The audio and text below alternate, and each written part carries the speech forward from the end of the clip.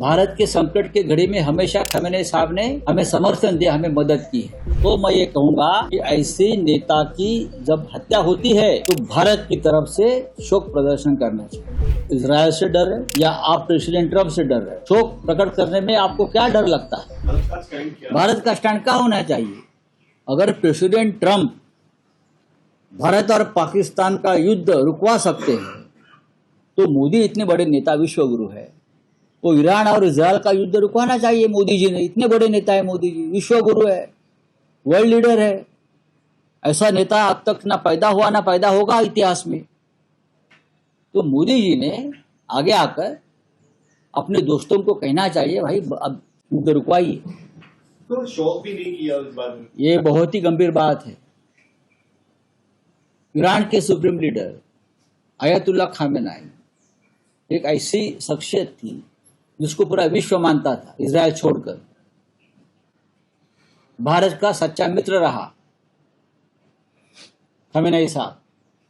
परंपरागत मित्रता रही हमारी। भारत के संकट के घड़ी में हमेशा खामेनेई साहब ने हमें समर्थन दिया, हमें मदद की है। चाहे भारत पाक युद्ध हो, चाहे कश्मीर का मुद्दा हो, हमेशा ईरान भारत के साथ खड़ा रहा। और खामेनेई साहब जवाहरलाल नेहरू के बहुत बड़े भक्त भी रहे हैं। क्या उसका गुस्सा है क्या मोदी जी को? पण त्यांच्या हत्येनंतर श्रीनगरमध्ये जी निदर्शनं झाली ती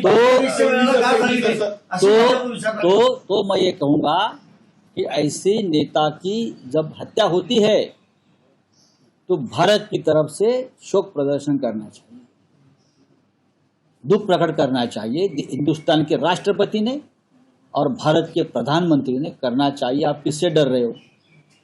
आप इजरायल से डर रहे हो या आप प्रेसिडेंट ट्रम्प से डर रहे हो? शोक प्रकट करने में आपको क्या डर लगता है? इतना बड़ा नेता, इसकी हत्या हो गई है। नेल्सन मंडेला जिसको मानता था, नेल्सन मंडेला जब ईरान में गए थे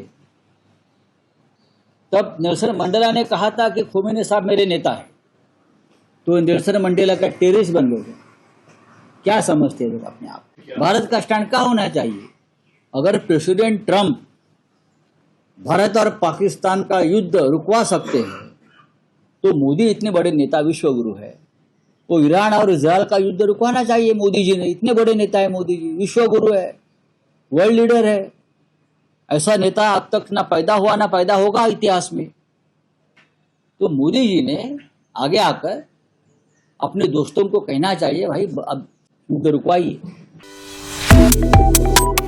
Subscribe to One India and never miss an update. Download the One India app now.